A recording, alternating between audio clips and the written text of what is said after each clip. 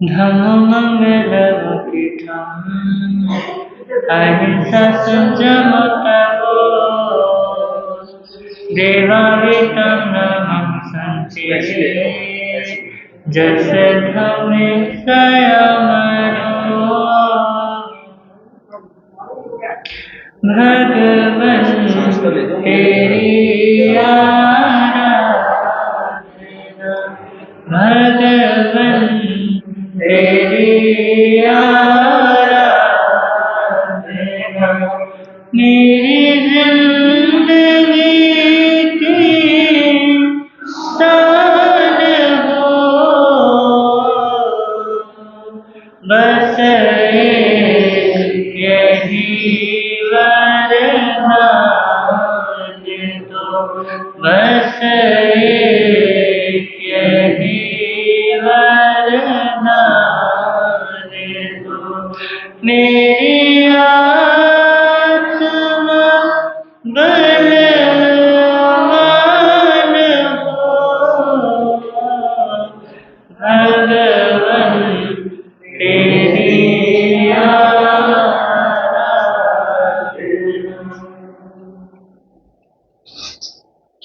सर्वप्रथम शास्त्रीय प्रभु परमात्मा श्रवण भगवान महावीर स्वामी जी के पावन श्री चरणों में अनंत अनंत बार वंदन है। समस्त गुरु भगवंतों के पावन श्री चरणों में वंदन है। पाठ पर विराजित मधुर वक्ता सेवा श्रवण परम श्रद्धेय परम पूज्य गुरुदेव श्री रचित मुनि जी महाराज साहब के पावन श्री चरणों में वंदन है। मेरे अनुज श्री ओजस मुनि जी एवं इस धर्म सभा में भगवान महावीर दरबार में पधारे जिन शासन के उपासकों एवं उपासिकाओं आप सभी का मैं हार्दिक हार्दिक स्वागत करता हूं।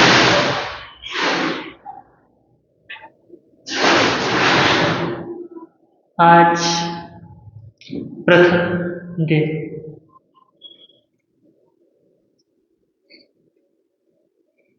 श्रीमद् उत्तराध्याय श्रुतदेव भगवान की आराधना का हम सभी सौभाग्यशाली हैं जिन्हें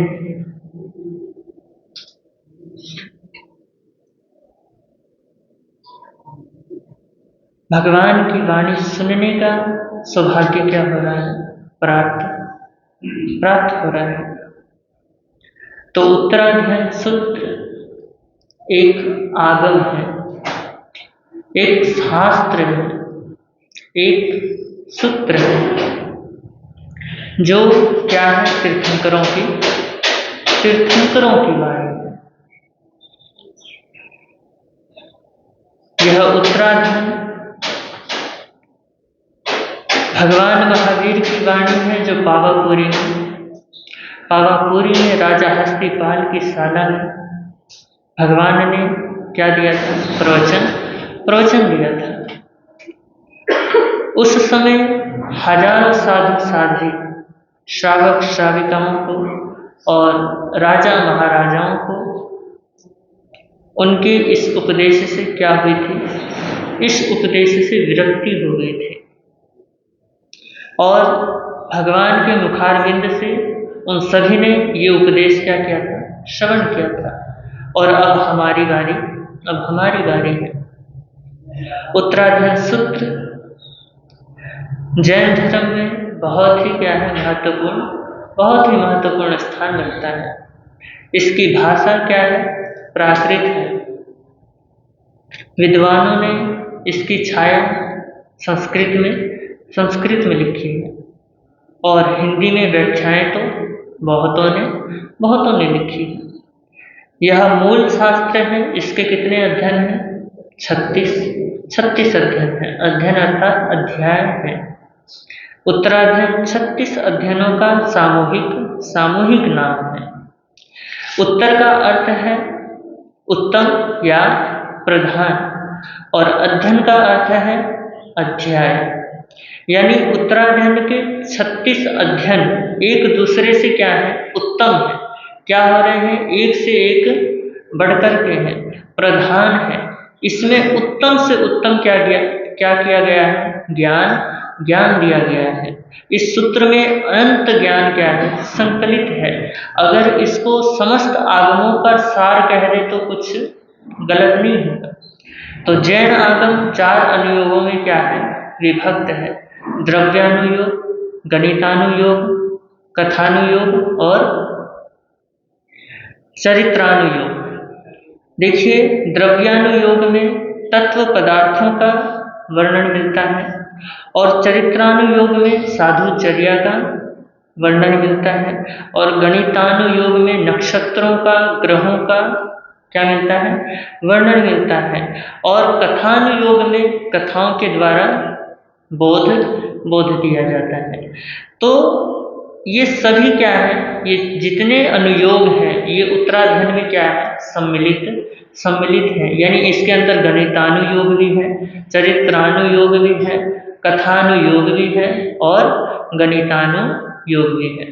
तो उत्तरायण के विषय में यह कहा जा सकता है कि प्रति अध्ययनम अध्यात्मोदय, यानी इसका प्रत्येक अध्ययन आगे से आगे अध्यात्म रस की क्या करता है, वृद्धि करता है। तो संपूर्ण जैन परंपरा में उत्तरायण सूत्र उसी रूप में मान्य है जिस रूप में हिंदुओं में क्या है सबसे ज्यादा मान्य, भगवत गीता, मुस्लिम परंपरा में कुरान और ईसाइयों में बाइबल और सिख में गुरु ग्रंथ साहिब और बौद्धों में धम्मपद। तो उत्तरायण क्या है, एक जीता जागता शास्त्र है, जीवंत शास्त्र है, अध्यात्म शास्त्र है। इसके सुप्त वचन एवं गाथाएं इतने सारपूर्ण, आध्यात्मिक तथा जीवनाचार से परिपूर्ण है कि इनका स्वाध्याय करते समय जो पाठक है, जो इसको क्या करता है, नित्य प्रतिदिन पढ़ता है, वो साधक हमेशा नई कुछ ना कुछ उसको क्या होता है, नई उपलब्धि या अनुभूति होती है। देखिए, एक बार मैं पढ़ रहा था उपाध्याय श्री मनोहर मुनिजवार साहब को। उन्होंने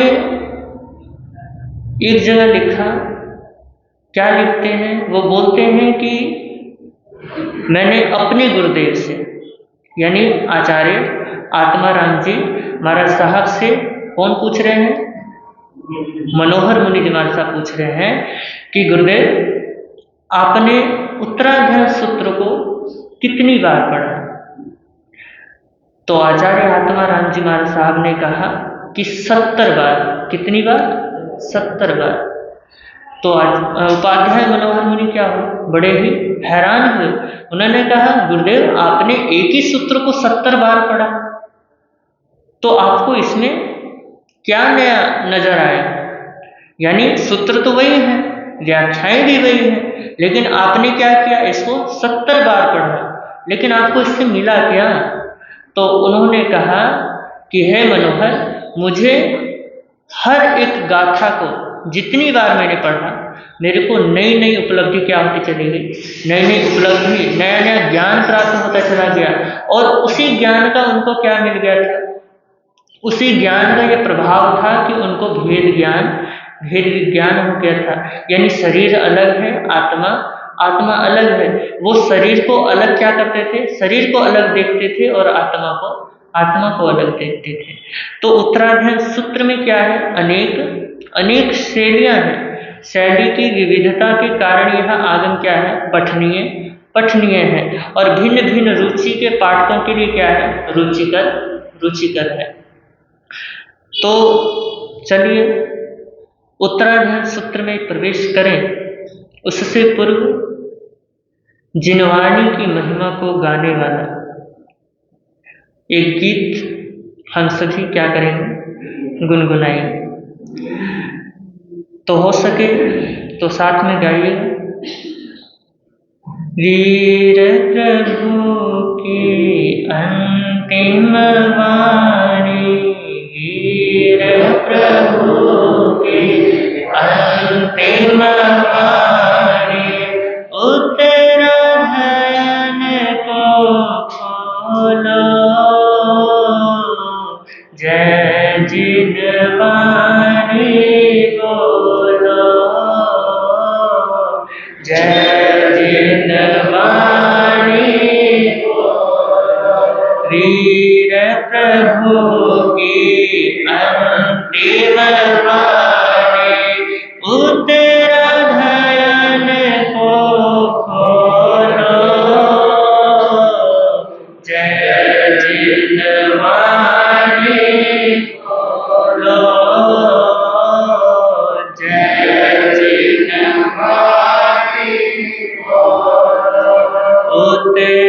उत्तराधयन में गुंजित होती, उत्तराधयन में गुंजित होती, प्रभु शिक्षा अपना लो।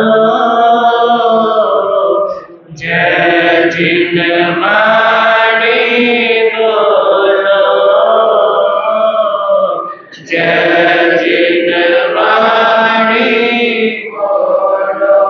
मंगलकारी भव भयहारी, जिनवाणी है सरना, जिसके आराधन से निश्चित ही मिटता जन्म व मरना। पाप कर्म को छोड़ के अब तो, पाप कर्म को छोड़ के अब तो, जिनवाणी के बोलो। जय जिनवाणी बोलो, जय जिनवाणी बोलो। जिनवाणी का हर अक्षर ही अक्षय आनंद दाता, शब्द शब्द में सत्य धर्म का संदेश मिल जाता। हर वाक्यों में वैराग्य की, हर वाक्यों में वैराग्य की गूंज हृदय में ढालो। जय जिनवाणी बोलो, जय जिनवाणी बोलो। छलक रही है हर एक पद में तीर्थंकर की करुणा, जिससे जिन शासन जय पाता, आगम सच्चा सरना। हम भी जीवन पावन कर ले, हम भी जीवन पावन कर ले, इधर उधर मत डोलो। जय जिनवाणी बोलो, जय जिनवाणी बोलो।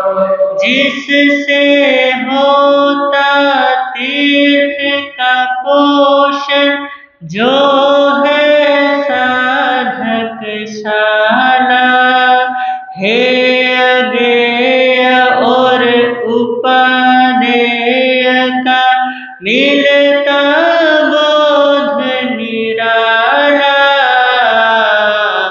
महावीर की श्रेष्ठ निशानी, महावीर की श्रेष्ठ निशानी, जिनवाणी को पी लो। जय जिनवाणी बोलो, जय जिनवाणी बोलो। वीर प्रभु की अंतिम वाणी, उत्तराधयन को खोलो। जय जिनवाणी बोलो, जय जिनवाणी बोलो। उत्तराधयन में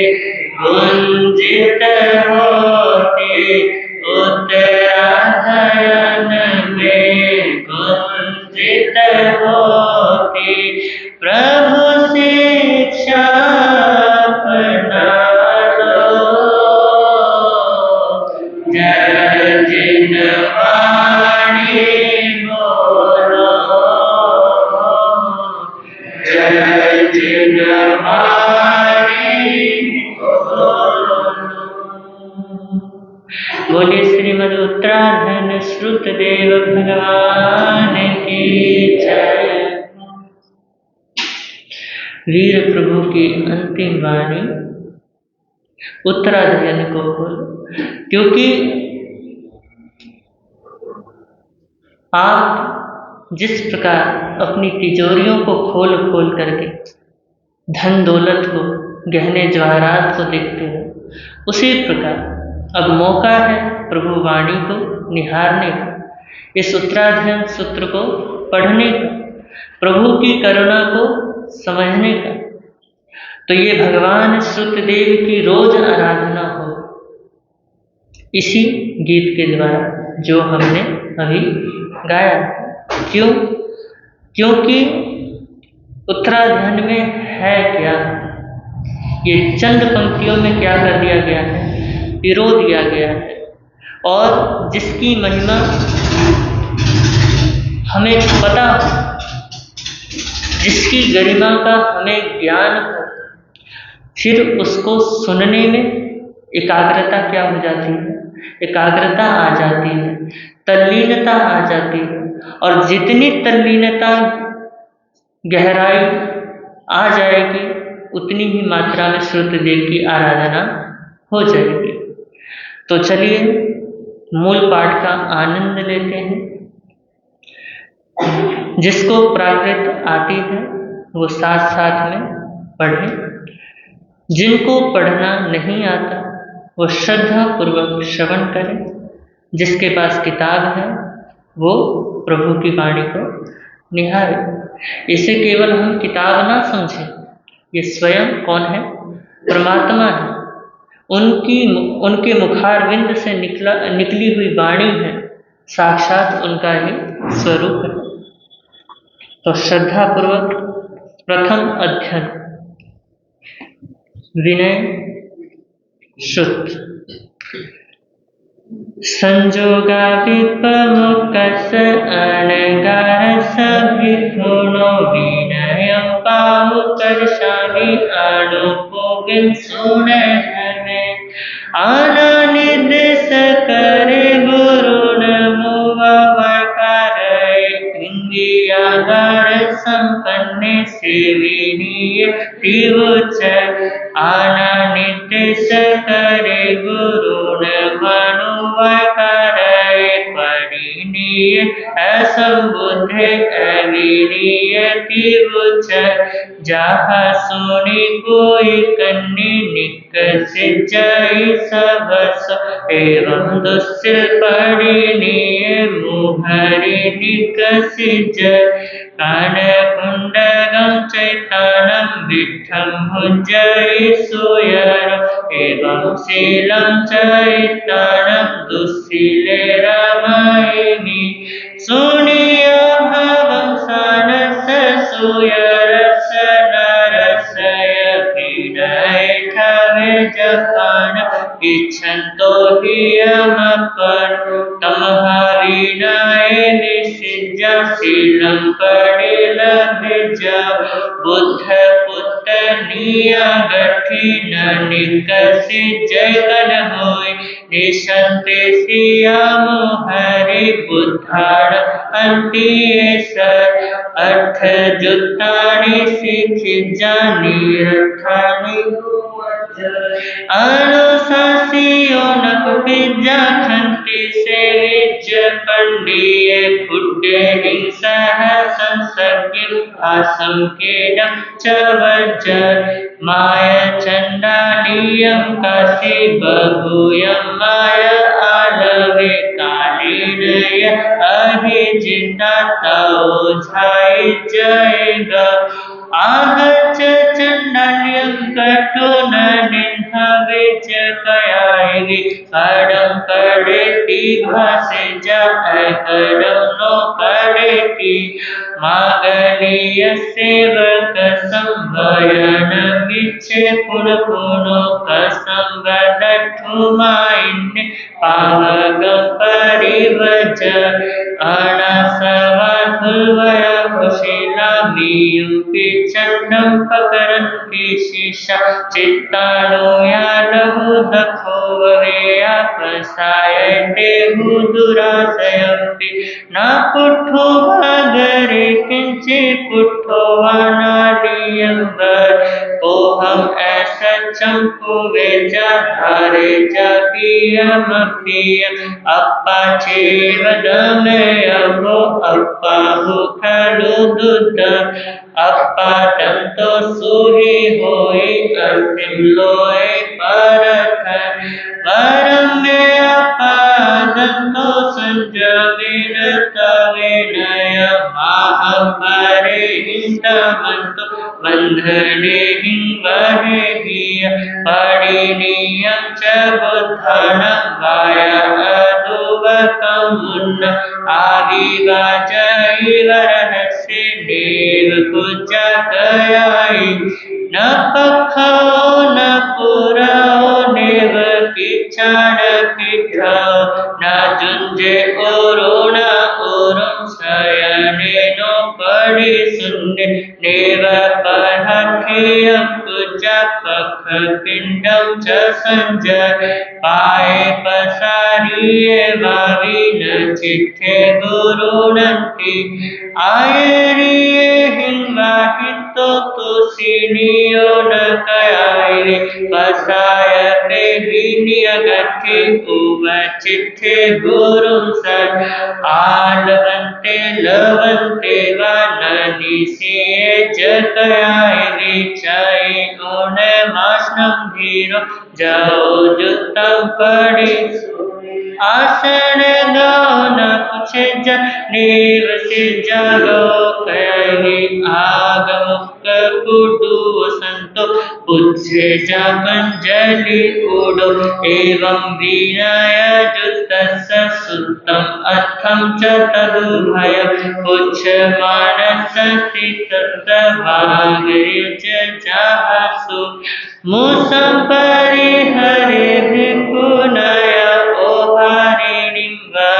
भाषा दोषं परिहरे मायं च वजय न लवे च पुट्ठो सावजं न निरठं न मम अपनठ परठ व उभय शंकरेण व समरेषु अगारेषु संघेषु यमाहप एको एकिथिये संधिं नेव चिट्ठे न संलभ जमे बुद्धानुशासन्ति शियेन परुषेण ममलाभोति तिहाये पयहोतं परिसुन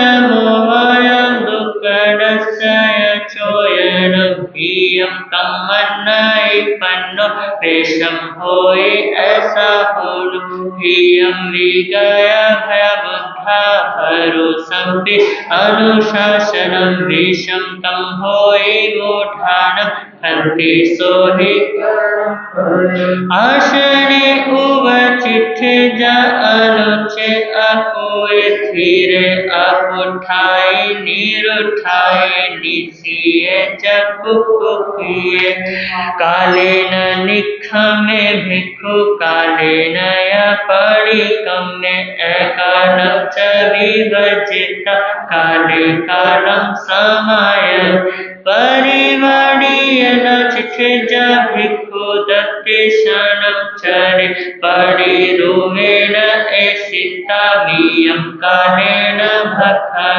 नाई दूर मनासन्ने नाने सिं चक्षुफास एगो चिट्ठे जभत्था लभिता तं नाई उच्चे वनिये वनासन्ने नाई दूर वासुयं परकरं पिंड पड़ेगा है जसंजय अपपाणे पवियमि पड़े परिच्छन्नमि संबुद्धे समयं सजय भुंजे जयं अपरिसाड़ी सुकर्णिति सुपकिति सुछिन्ने सुहड़े मड़े सुनिठिये सुलभिति सावजं बजय रमय पंडिये सासं हयं भदं बालं समयि सासंतो गलीय संभवाह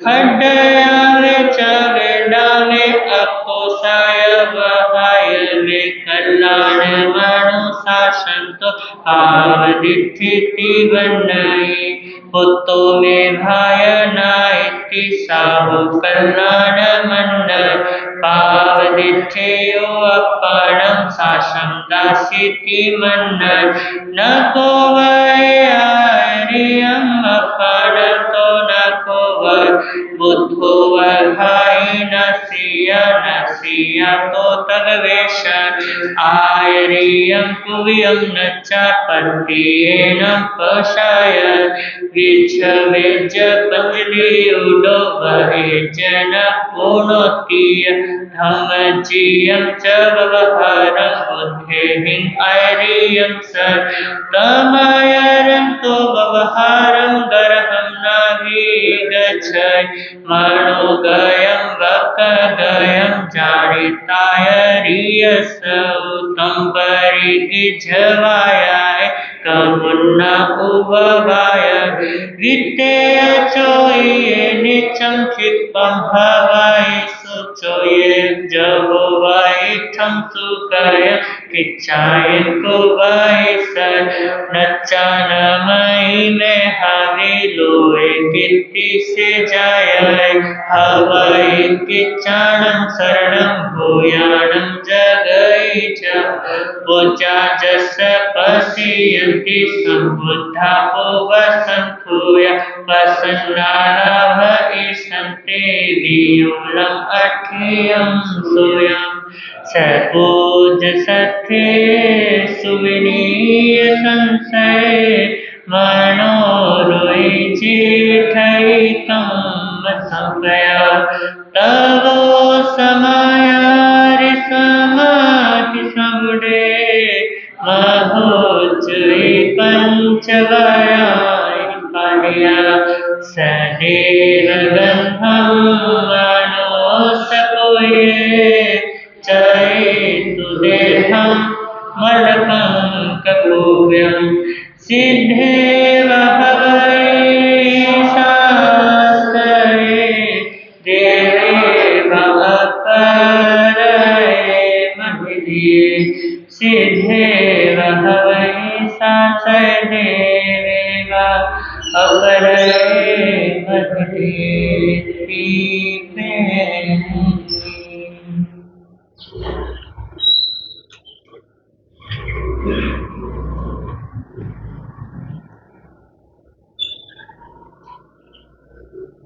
अभी हम सभी ने मूल पाठ का उच्चारण किया। अतिचार का पाठ पढ़ते हैं। पहले मैं बोलूँगा, फिर मेरे पीछे आप बोलिएगा। श्रीयाग में देवी है बनते तंचाहा सुत्तागमे अर्थागमे तदुभयागमे शुद्ध ज्ञान के विषय में जे कोई अतिचार लाग्या हुई जम्भाइथम वच्चामेल्यम विनत्थरम अचक्षरम पैहिनम विनयहीनम जोभिनम घोषिनम सुठो दिनम दुठो पड़ी छियम ऐ काहे को सछाओ काहे न को सछाओ ऐ सछायम सछायम सछाये न सछायम तस्मिच्छामि दुक्कडम् तस्मिच्छामि दुक्कडम् तस्मिच्छामि दुक्कडम्।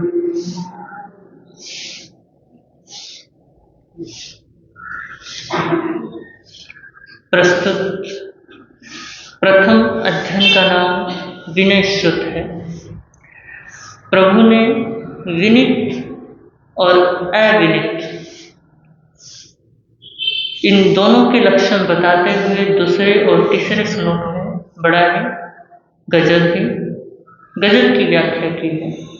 आना निर्देश करे गुरु न मोहवाय कार्य इंग्यागार संपन्न से विनियति विचय, यानी जो गुरु की आज्ञा को क्या करता है, शिरोधार्य करता है।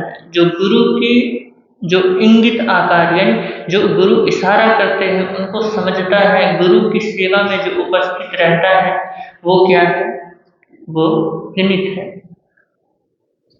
फिर तीसरी गाथा में फरमाते हैं आना निर्देश करे गुरु न मनोवाय कार्य पढ़नीय असमुद्ध अविनीयति उच्चय, यानी जो गुरु की सेवा से कोसों दूर भागता है, जो गुरु के इशारे को नहीं समझता है,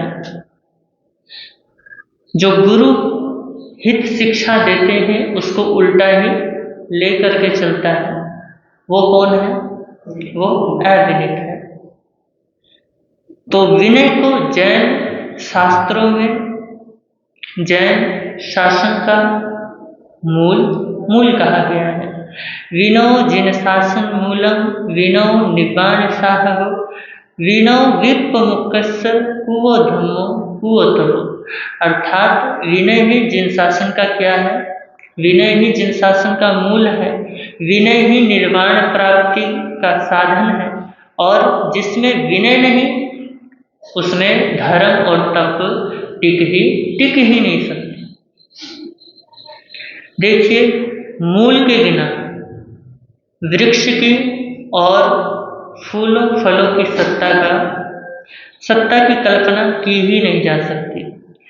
विनय को जैन शासन का मूल कहकर समस्त साधनाओं की सत्ता विनय पर ही आश्रित कही गई है, मानी गई है, और कहा भी गया है सकल गुण भूषा च विनय, अर्थात सब गुणों को विभूषित करने वाला यदि कोई गुण है तो वो कौन है, विनय। तो विनय मुक्ति मार्ग का क्या है, प्रथम सोपान है। मोक्ष की प्राप्ति में विनय की भूमिका नितांत क्या है, नितांत आवश्यक है। प्रभु महावीर गौतम स्वामी जी से क्या कर रहे हैं, फरमा रहे हैं, कह रहे हैं कि चारित्र जीवन का क्या है, चारित्र जीवन का सार है, और चारित्र के लिए क्या जरूरी है, विश्वास जरूरी है, विश्वास चाहिए, और विश्वास के लिए ज्ञान चाहिए, और ज्ञान यदि सीखना हो तो ज्ञान सीखने के लिए क्या चाहिए, जीवन में विनय परम आवश्यक है। तो सेवा भक्ति शुश्रूषा ये क्या है, गुरुजनों के प्रति विनय प्रकट करने का साधन है, माध्यम है।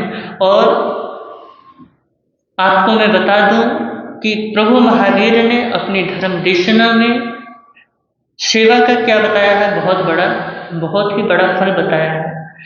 कहते हैं कि जो व्यक्ति किसी वृद्ध या रोगी, आचार्य, उपाध्याय एवं साधु संतों गुरु भगवंतों की सेवा उत्कृष्ट भावों के साथ करता है, तो 3 करण 3 योग से निष्काम भाव से जो उनकी सेवा कर रहा है, उस व्यक्ति की यदि भावना ऊंची चढ़ जाए सेवा करते करते, क्योंकि सेवा करना किसी बच्चों का खेल नहीं है, क्योंकि जिनकी हम सेवा करते हैं कई बार गुस्से भी होते हैं, हमारे को डांटते भी हैं।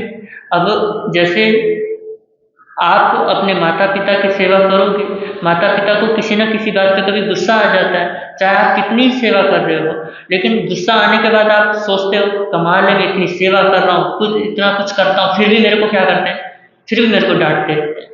तो कहते हैं कि सेवा करते करते संभाव पूर्वक जिनकी उत्कृष्ट भावना बन जाती है, वो तीर्थंकर गोत्र का भी क्या कर लेते हैं, तीर्थंकर गोत्र का भी बंद कर लेते हैं। लेकिन सेवा कौन करता है? सेवा वही कर सकता है जो विनयी है। और आजकल की विडंबना है कि आज हम जानवरों की सेवा तो कर सकते हैं, लेकिन माता पिता की सेवा नहीं कर सकते, क्योंकि हमने खुद देखा है आजकल कि माँ बाप तो क्या रहते हैं, माँ बाप को अकेला छोड़ देते हैं, खुद कहाँ है, विदेशों में ऐशो आराम में रहते हैं। अगर माँ बाप कहे कि बेटा कुछ समय के लिए क्या हो जा, आ जा, तो वो क्या कहते हैं, माँ हम पैसे भेज तो रहे हैं, अब पैसे से कोई भूख मिटती है, पैसों से कोई रिश्ते बंधते हैं? नहीं, उसके लिए क्या चाहिए, समय चाहिए। तो माता पिता की आजकल हम क्या नहीं कर सकते, सेवा नहीं कर सकते। तो ये क्या है, आजकल की विडंबना है। और संतान अपने माता पिता की सेवा करते वक्त भी उनको क्या समझता है, भार समझता है। लेकिन एक बात कहें, माता पिता की सेवा कभी भार नहीं होती, क्या होता है, आभार। यानी हमारे ऊपर उनका क्या है, ऋण है, और हमें क्या करना चाहिए, उस ऋण को ऐसा कहते हैं कि अगर हम अपनी चमड़ी से जुतियां बना करके भी अपने माता पिता को अगर पहना देना, तो हमारे ऊपर जो उनका ऋण है वो कभी चुक नहीं सकता। तो उत्तराध्ययन भगवती सूत्र जैसे बड़े बड़े ग्रंथ, बड़े बड़े आगम हमें याद ना हो तो भी चलेगा।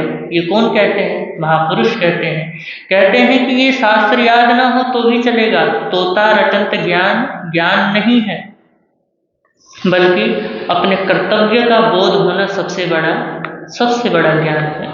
तो सेवा की क्या नहीं होती, वाणी नहीं होती। सेवा क्या है, सेवा एक धर्म है, एक कर्तव्य है, एक फर्ज है।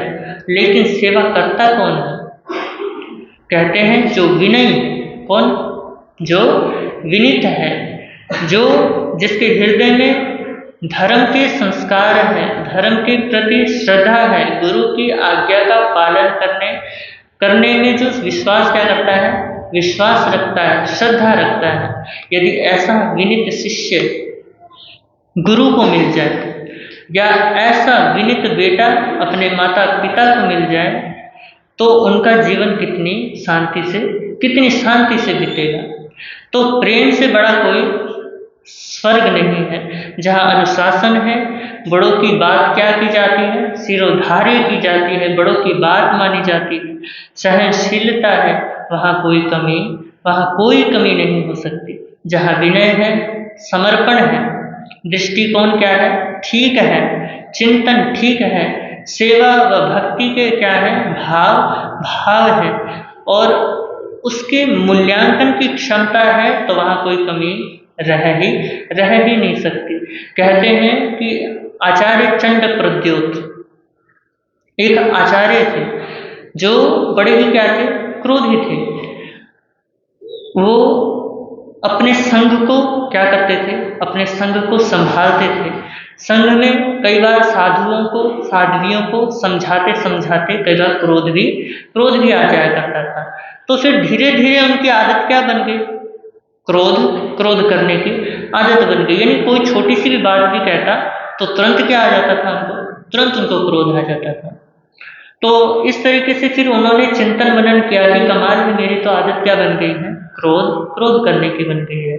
तो उन्होंने अपने शिष्यों को बुलाया और उन शिष्यों को सारे कार्यभार क्या कर दिए, सौंप दिए कि तुमको कैसे अपना क्या करना है, धर्म निभाना है, कैसे क्या क्या करना है, सब बतला दिया।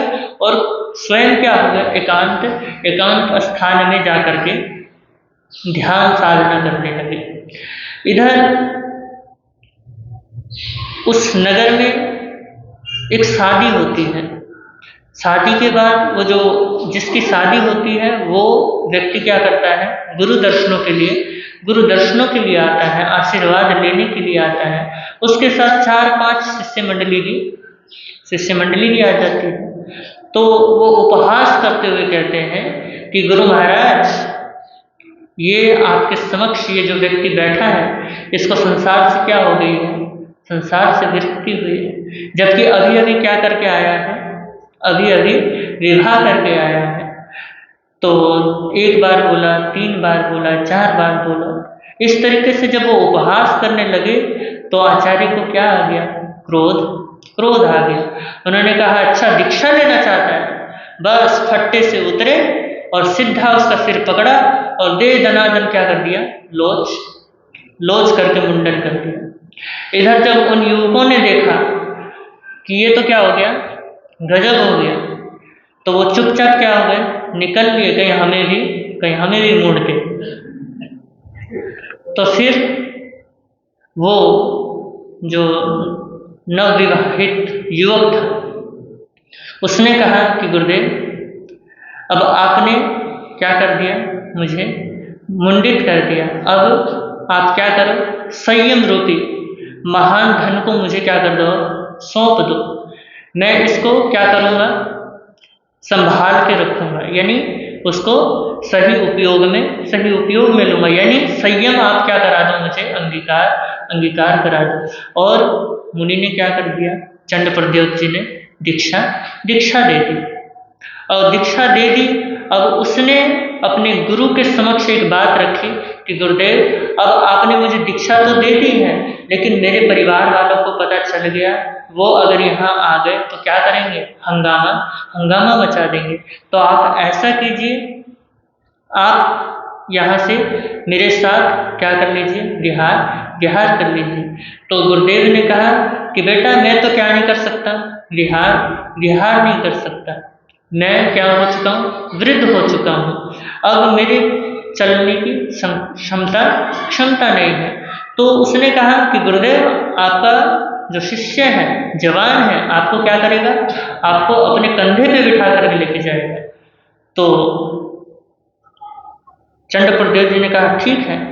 उनके क्या हो गए, कंधे पे बैठ गए और वो क्या करने लगे, जो शिष्य हैं वो लेकर के चलने लगे।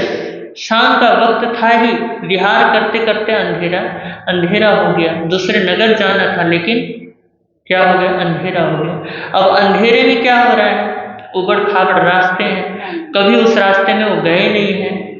तो अपरिचित रास्ते को देख करके उस पर चलते चलते उबड़ खाबड़ रास्ते आते तो कभी पैर नीचे जाता गड्ढे में, कभी ऊपर आता। तो इस तरीके से करते करते गुरु को क्या होने लगी, कंधे पे बैठे हुए थे तो उनको कष्ट महसूस होने लगा।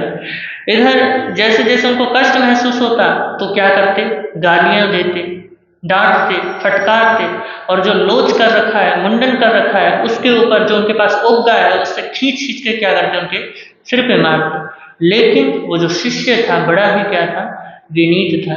उसने संभाव पूर्वक सहन किया और गुरुदेव को कहा कि गुरुदेव अब मैं क्या करूँगा, ढंग से चलूँगा। फिर उसके बाद फिर वापस वैसी ही प्रक्रिया शुरू हो जाती। ऐसे करते करते गुरु को क्या हो रहा है, कष्ट हो रहा है, इधर शिष्य भी कष्ट सहन कर रहा है।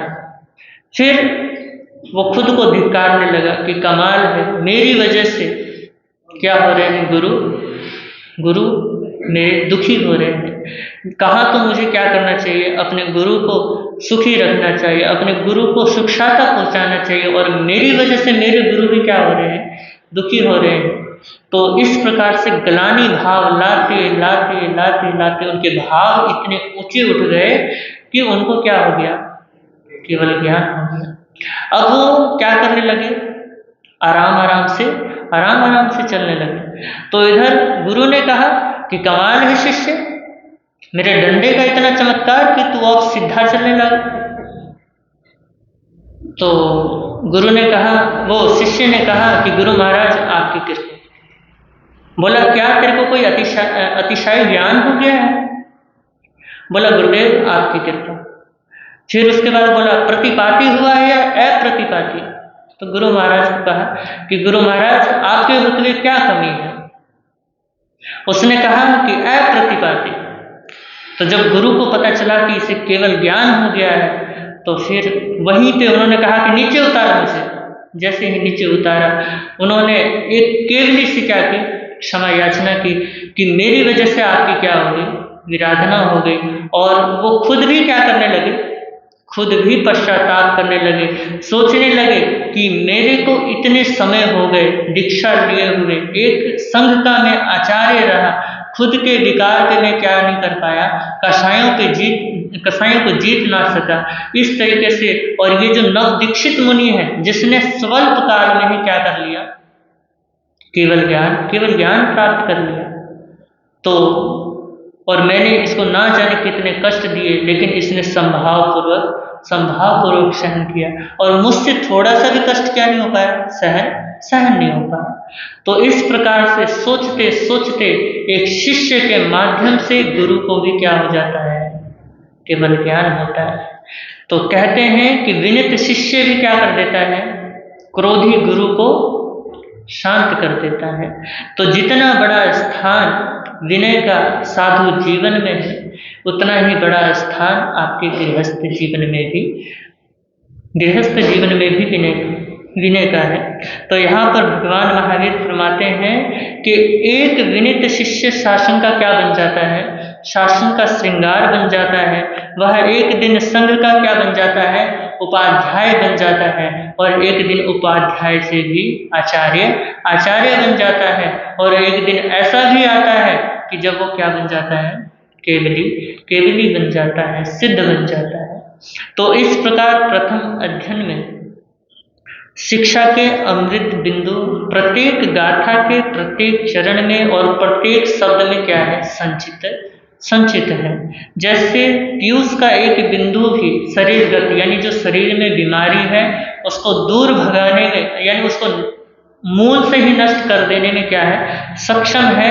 वैसे ही भगवान की एक भी शिक्षा भव रोग को समूल क्या कर देती है, नष्ट कर देती है।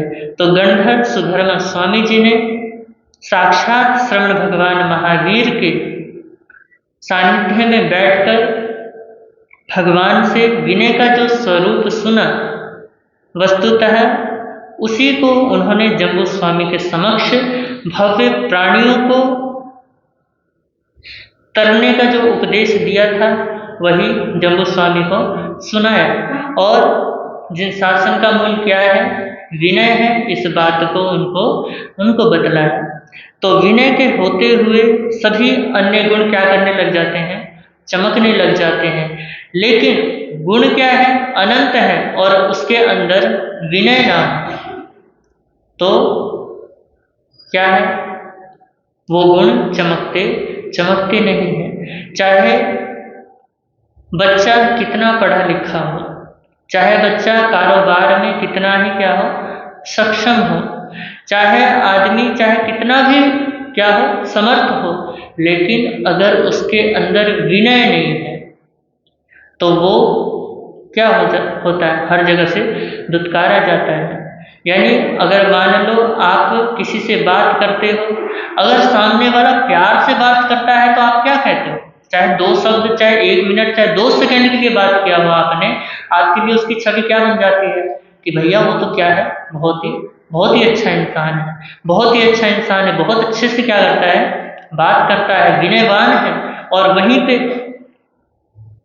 क्या करें, कोई कठोर शब्द कह दे, चाहे आप क्या कर रहे हो, बहुत समय से उसे मिले हो, लेकिन अगर वो कठोर शब्दों में बात करता है तो आप क्या कहते हो कि यार ये तो ऐसा ही बंदा है।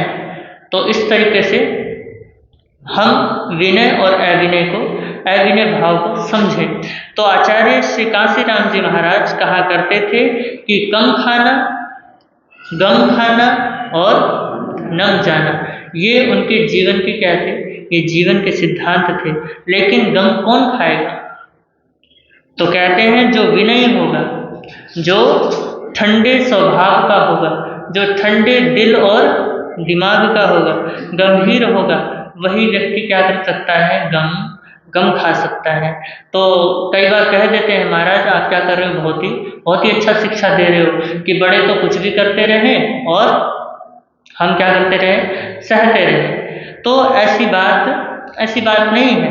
यदि हम विनम्र हैं, विनीत हैं, तो सबके मन को क्या कर लेंगे, हम सबके मन को जीत लेंगे और उसके बाद गम खाने का कोई मौका ही नहीं मिलेगा।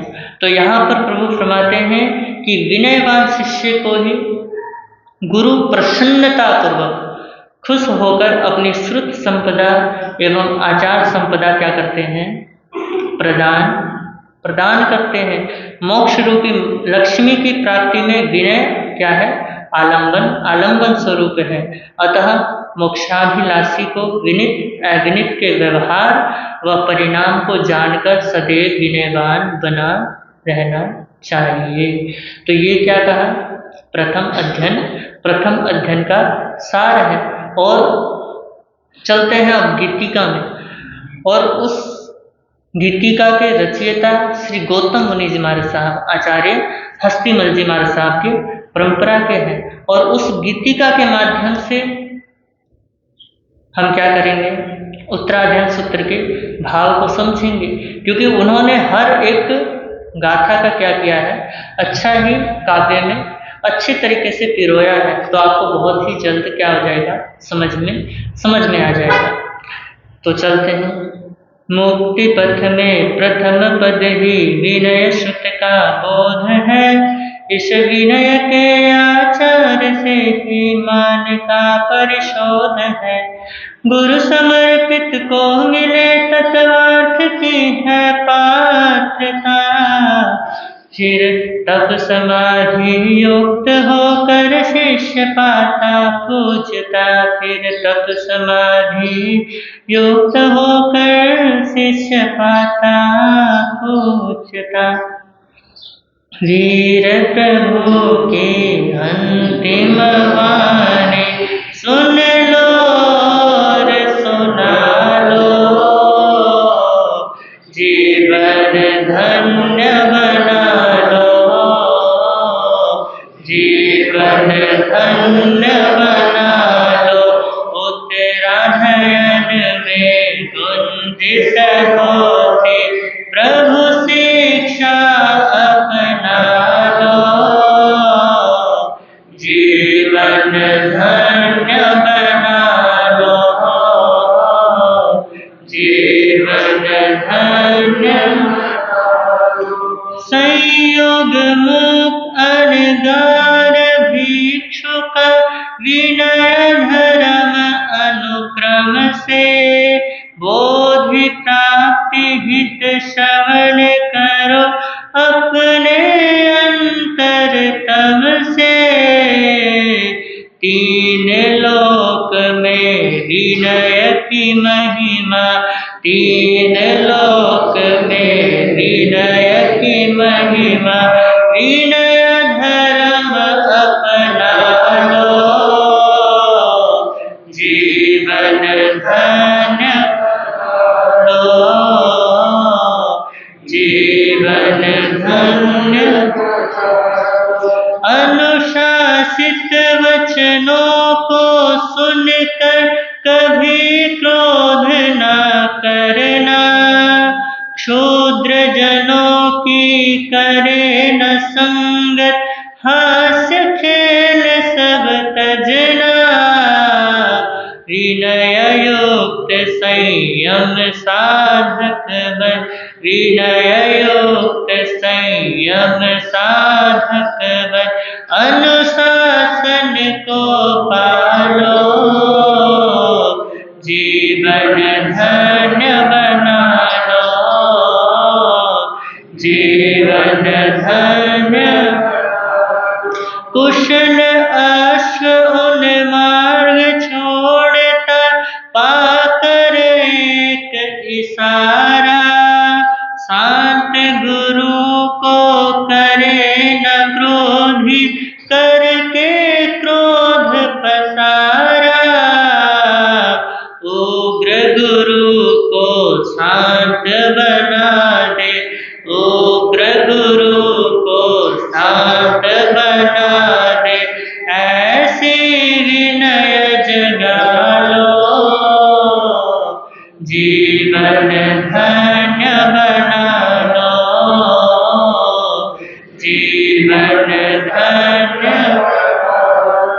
इस भव पर भव यदि सुख चाहो, आत्मदमन ही करना। इंद्रिय मन को वश में करके संयम तप में रहना। क्यों पर के बंधन में बंधना, क्यों पर के बंधन में बंधना। आत्म सत्व जगा लो, जीवन धन्य बना लो, जीवन कोमल कटु वचनों से गुरु अनुशासित करते।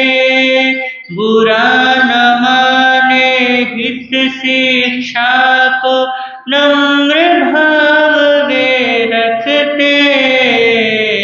शिक्षा सुन अविनित रूठते, शिक्षा सुन अविनित रूठते। हित शिक्षा अपना लो, जीवन धन्य बना लो, जीवन धन्य बना लो। उत्तम अश्व को शिक्षा देकर वाहक खुश हो जाते। विनीत शिष्य पर अनुशासन से गुरु भी आनंद पाते। अविनीत से खिन्न है होते, अविनीत से खिन्न है होते। गुरु को खूब रिझानो, जीवन धन्य बना लो, जीवन धन्य बना लो। गुरु शिक्षा को उल्टी माने, जिसकी पाप में दृष्टि। उसी सीख को हित कर माने, जिसकी सम्यक दृष्टि। गुरु मात है, गुरु तात है, गुरु मात है, गुरु तात है। गुरु से नाम तिरालो, जीवन धन्य बना लो, जीवन धन्य बना लो। कभी कुपित ना करे गुरु को दोष कभी न निकाले। कुपित हुए तो प्रिय वचनों से उनको अपना बना ले। फिर से भूल न होगी गुरुवर, फिर से भूल न होगी गुरुवर। हाथ जोड़ के क्षमा लो, जीवन धन्य बना लो, जीवन धन्य बना लो। देव मनुज से पूजा जाकर विनयवान सरसाता। असुचि देह को छोड़ एक दिन सिद्धि का पद पाता। अथवा उच्च देव भव पाता, अथवा उच्च देव भव पाता। जग का बंध छुड़ा लो, जीवन धन्य बना लो, जीवन धन्य बना लो। उत्तरायण में गुंजित होते, उत्तरायण में गुंजित होते। प्रभु शिक्षा जीवन धन्य बना लो, जीवन धन्य बना लो। बोले श्रीमद उत्तराधन्य श्रुत देव भगवान की जय। यदि आगम विरुद्ध कुछ कहा गया हो तो स्मिच्छामि। आज का नियम